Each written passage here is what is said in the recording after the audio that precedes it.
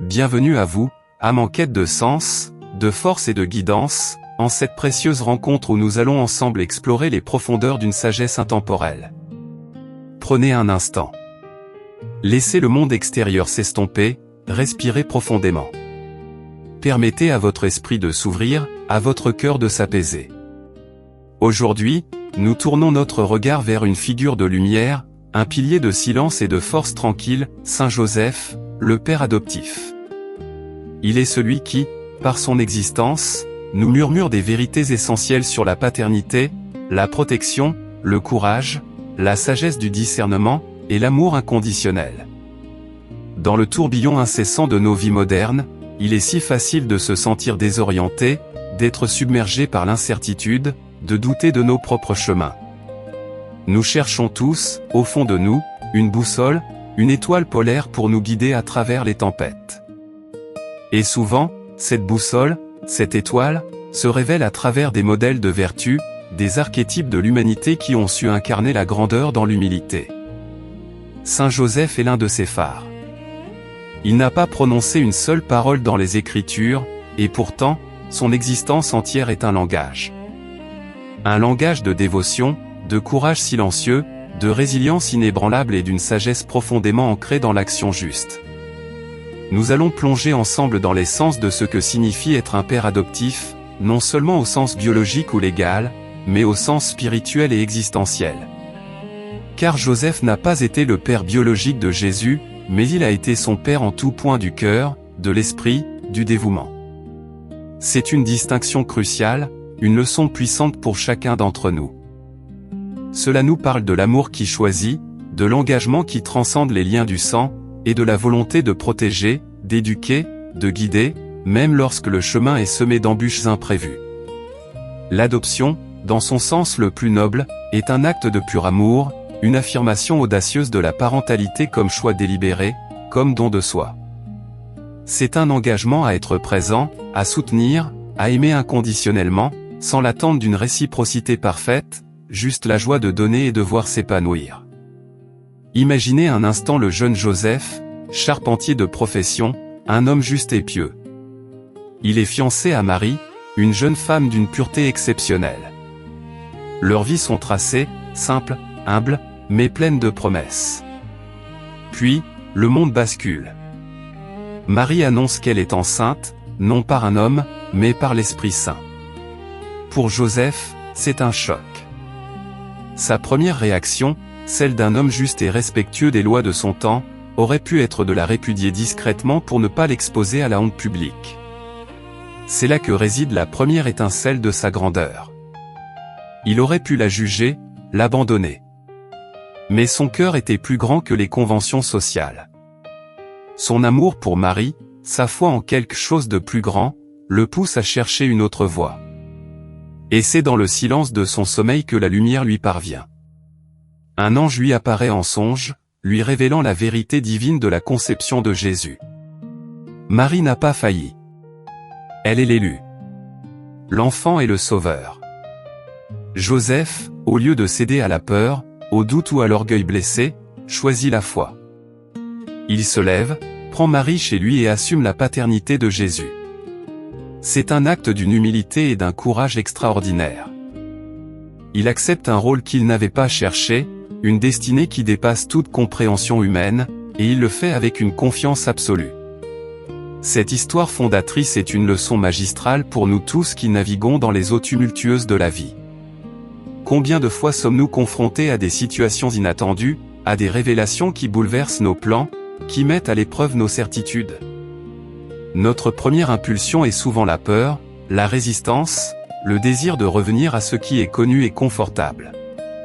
Mais Joseph nous enseigne la puissance de l'acceptation, non pas l'acceptation passive de la résignation, mais l'acceptation active, celle qui s'ouvre au mystère, qui embrasse l'inconnu avec courage. Il nous montre que la sagesse ne réside pas toujours dans le contrôle, mais souvent dans le lâcher-prise, dans la confiance que quelque chose de plus grand est à l'œuvre. La neuroscience moderne nous confirme l'impact profond de cette attitude d'ouverture et d'acceptation. Lorsque nous résistons farouchement à une situation, notre cerveau, en particulier l'amygdale, est en mode combat ou fuite. cela déclenche une cascade de stress, libérant du cortisol, qui obstrue notre capacité à penser clairement, à faire preuve de créativité ou à trouver des solutions. En revanche, lorsque nous acceptons ce qui est et cherchons à comprendre, même sans tout saisir immédiatement, nous activons le cortex préfrontal, la partie de notre cerveau responsable de la planification, du raisonnement et de la régulation émotionnelle. Joseph a, intuitivement, activé cette partie de son être. Il a permis à son cortex préfrontal de traiter le message divin, de réguler sa réaction émotionnelle initiale et de prendre une décision éclairée, basée sur la foi et non sur la peur. Saint Joseph est le maître du silence. Imaginez, il a vécu aux côtés de la Mère de Dieu et du Fils de Dieu, et pourtant, pas un seul mot de lui n'est enregistré. C'est un silence éloquent, un silence plein de sens. Dans notre monde saturé de bruit, de bavardage constant, de la nécessité de s'exprimer, de posters, de réagir, le silence de Joseph est un défi. Il nous invite à redécouvrir la puissance de l'écoute, l'importance de l'observation attentive, la richesse de la contemplation. Ce silence n'est pas une absence, c'est une présence. C'est le silence de l'homme qui écoute son cœur, qui écoute la voix divine en lui, qui écoute les besoins de ceux qu'il aime. C'est le silence de l'action réfléchie plutôt que de la réaction impulsive. Combien de nos conflits, de nos malentendus, de nos regrets pourraient être évités si nous prenions le temps d'un silence sacré avant de parler, avant d'agir? Si nous cultivions cette capacité à observer sans juger, à écouter sans interrompre, à être simplement là, sans la pression de devoir tout commenter ou tout contrôler. Le silence de Joseph est aussi le silence de la force intérieure. Il n'avait pas besoin de clamer sa bravoure, ses sacrifices ou sa piété. Ses actions parlaient pour lui. Il a protégé Marie et Jésus avec une détermination inébranlable. Il a traversé l'épreuve de la nativité dans une étable, la fuite en Égypte, l'exil, le retour, la vie à Nazareth, tout cela dans une humilité profonde, sans jamais chercher les feux de la rampe. Il a été le roc discret sur lequel la Sainte Famille a pu s'appuyer. En psychologie comportementale, on parle de la valeur des petites victoires et de la cohérence. Joseph est l'incarnation de la cohérence. Chaque jour, il se levait, exerçait son métier de charpentier, subvenait aux besoins de sa famille, les protégeait, les aimait. Ce sont des actes quotidiens, répétitifs, qui semblent banals, mais qui, mis bout à bout, construisent une vie de vertu extraordinaire. Il nous enseigne que la grandeur ne réside pas toujours dans des gestes héroïques spectaculaires, mais plus souvent dans la constance de l'amour, de l'intégrité et du dévouement dans les petites choses de la vie. Imaginez l'impact cumulatif de ces actions silencieuses. Chaque planche coupée, chaque meuble fabriqué, chaque repas partagé, chaque veillée passée à veiller sur son foyer. Ce sont des milliers d'actes d'amour, de service, de protection. Dans notre quête de réussite rapide, de reconnaissance immédiate, nous oublions parfois la puissance de la persévérance tranquille. Joseph nous rappelle que la vraie force se construit pas à pas, jour après jour, dans l'ombre souvent, mais toujours avec un cœur pur et des intentions justes. La sagesse de Joseph se manifeste également dans sa capacité à discerner la volonté divine. Il n'a pas eu de visions éclatantes ou de voix tonitruantes du ciel en plein jour. Les messages lui sont venus dans le silence de la nuit, à travers des songes. Pour beaucoup d'entre nous, cela pourrait paraître trop subtil, trop incertain. Pourtant, Joseph a fait confiance à ses intuitions, à ses guidances intérieures. Il n'a pas douté. Il a agi. La fuite en Égypte en est un exemple poignant. Après la visite des mages, un ange apparaît de nouveau à Joseph en songe, lui ordonnant de prendre l'enfant et sa mère et de fuir en Égypte, car Hérode cherche à tuer l'enfant. Joseph ne tergiverse pas. Il ne dit pas « Laisse-moi réfléchir, faire mes valises, vendre ma maison ». Non. Il se lève immédiatement, au milieu de la nuit, et part. C'est un acte de foi pure, de confiance absolue. Il met la sécurité de sa famille avant tout confort personnel, toute logique humaine. Il quitte tout, sans savoir où il va, combien de temps durera l'exil, ni comment il subviendra à leurs besoins. mais il y va, car il sait que c'est la volonté divine. Cette capacité à discerner et à agir sans délai est cruciale pour notre propre cheminement. Combien de fois recevons-nous des messages intérieurs, des intuitions, des flashs de ce que nous devrions faire, mais nous les ignorons, les remettons en question, les rationalisons jusqu'à ce qu'ils s'éteignent. Nous craignons l'incertitude, le jugement des autres, l'échec. Joseph nous enseigne à faire confiance à cette boussole intérieure, à écouter cette petite voix, ce sentiment profond qui nous indique la bonne direction. Du point de vue neurologique, l'intuition est souvent le résultat d'un traitement rapide de l'information par notre cerveau, basé sur nos expériences passées et notre base de connaissances subconscientes. C'est une forme de reconnaissance de motifs. En écoutant et en agissant sur ces intuitions, nous entraînons notre cerveau à être plus réceptif à ces signaux, renforçant ainsi notre capacité de discernement. Joseph, par sa vie de piété et d'écoute, avait développé une connexion profonde avec cette source de sagesse intérieure, ou divine, et il n'hésitait pas à la suivre. Un autre aspect essentiel de Saint Joseph en tant que père adoptif est sa protection. Il est le gardien par excellence. La protection qu'il offre n'est pas agressive ou dominatrice. C'est une protection douce, constante, discrète. Il est le bouclier silencieux, la forteresse tranquille. Il protège la dignité de Marie, la vie de Jésus, et l'intégrité de leur foyer.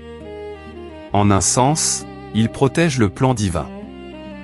Dans notre monde où tant de personnes se sentent vulnérables, où l'on cherche désespérément un refuge, un lieu de sécurité, la figure de Joseph est incroyablement pertinente.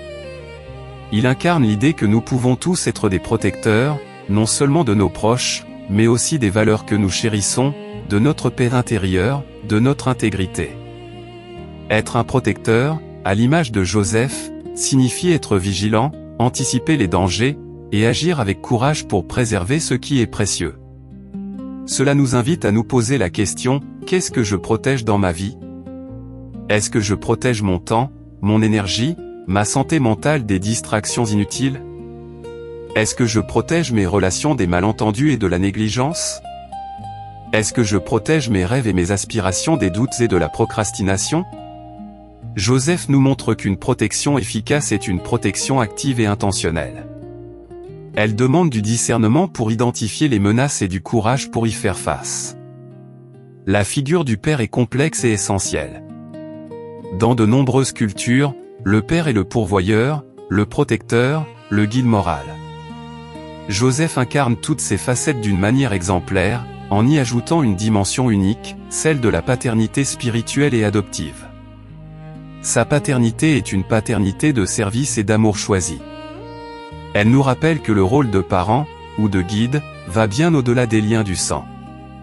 Il s'agit d'une vocation, d'une responsabilité sacrée d'accompagner, de nourrir, d'élever. Pensez à l'impact que Saint Joseph a eu sur la croissance de Jésus. Il lui a enseigné son métier, les valeurs juives de son temps, le respect du travail, l'importance de la famille. Il lui a montré par l'exemple ce qu'est un homme juste, humble et dévoué. Jésus, le Fils de Dieu, a appris à travers l'exemple de son père terrestre, Joseph. C'est une pensée profondément humble et inspirante, même le divin a eu besoin d'une guidance humaine, terrestre, celle d'un père aimant. Cela souligne l'importance universelle des figures paternelles, des mentors, des guides dans nos vies.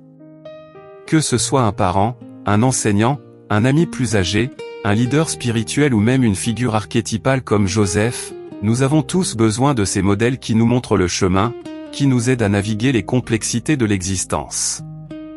Et à notre tour, nous sommes appelés à être de tels guides pour d'autres, à offrir notre sagesse, notre expérience, notre amour.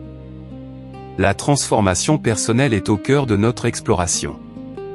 Comment la sagesse de Joseph peut-elle nous transformer? Elle nous invite à cultiver la paix intérieure.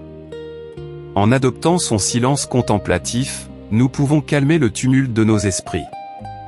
Lorsque nous prenons le temps de nous asseoir dans le silence, même pour quelques minutes par jour, nous permettons à notre système nerveux parasympathique de s'activer, réduisant le stress et favorisant la relaxation. C'est un acte de bienveillance envers soi-même, une reconnexion à notre centre. Joseph nous invite aussi à la résilience. Sa vie n'a pas été exempte de difficultés. L'incertitude, l'exil, la pauvreté. Mais il a persévéré, jour après jour, avec foi et détermination. La résilience n'est pas l'absence de difficultés, c'est la capacité à se relever après chaque chute, à apprendre de chaque épreuve et à continuer d'avancer. C'est une force mentale et émotionnelle que nous pouvons tous développer en cultivant une mentalité de croissance, en voyant les défis comme des opportunités d'apprentissage plutôt que comme des obstacles insurmontables. En fin de compte, la figure de Saint Joseph nous parle de l'amour. Un amour qui est choix, un amour qui est sacrifice, un amour qui est service. L'amour qui est don de soi. Dans un monde qui promeut souvent l'égoïsme et la gratification immédiate, Joseph nous rappelle la beauté et la puissance de l'amour véritable, celui qui cherche le bien de l'autre avant le sien, celui qui se manifeste par des actes concrets et constants. Alors, comment pouvons-nous, dans notre quotidien, intégrer cette sagesse johannique? Commençons par de petits pas, cherchons des moments de silence. Éteignez le bruit extérieur, mettez de côté votre téléphone, asseyez-vous tranquillement. Écoutez votre respiration. Écoutez le rythme de votre cœur. Que vous dit votre intuition? Quelles sont les petites guidances que vous recevez mais que vous avez l'habitude d'ignorer? Ensuite, pratiquons l'action juste. Avant de réagir à une situation difficile, prenez une pause. Respirez. Demandez-vous, quelle est l'action la plus juste, la plus aimante, la plus alignée avec mes valeurs profondes? Ne cédez pas à la première impulsion. Laissez la sagesse infuser. Agissez ensuite avec détermination. Cultivons le courage silencieux. Ce n'est pas toujours facile de faire ce qui est juste, surtout quand cela va à l'encontre de la foule ou de nos propres peurs. Joseph n'a pas crié ses peurs sur les toits. Il les a transformées en action. Face à vos propres défis, rappelez-vous que la force n'est pas l'absence de peur, mais la capacité d'agir malgré la peur.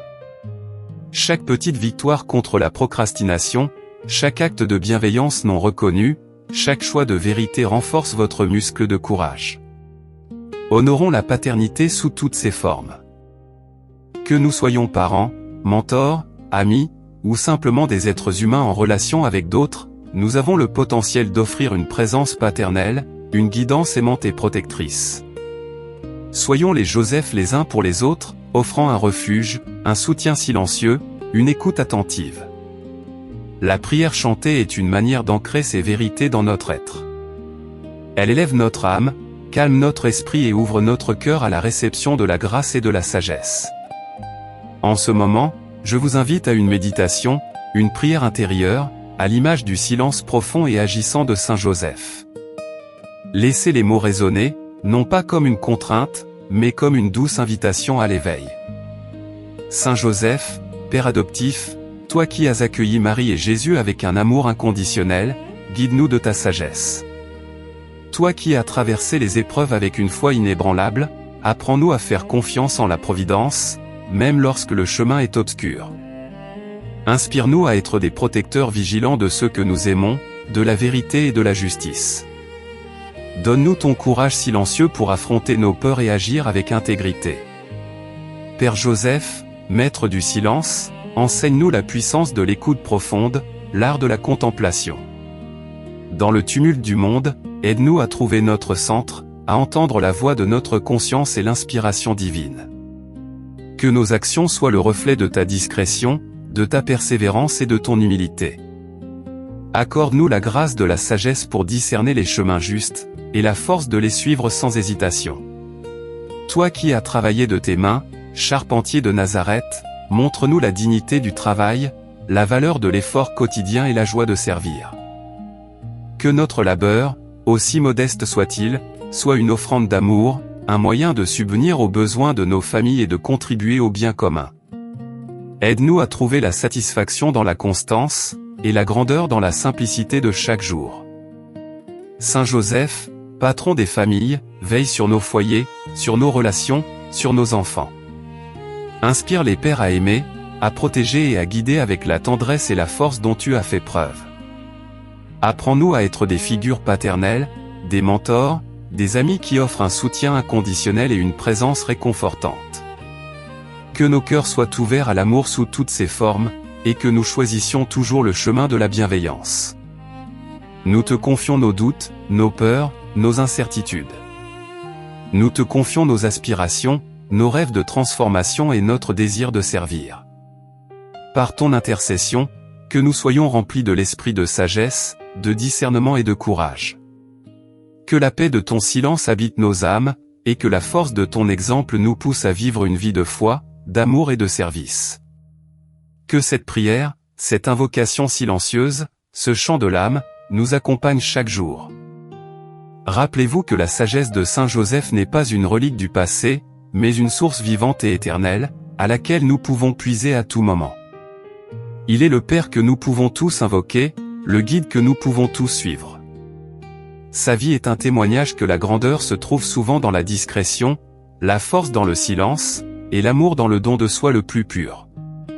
Continuons à chercher ce silence sacré dans nos journées.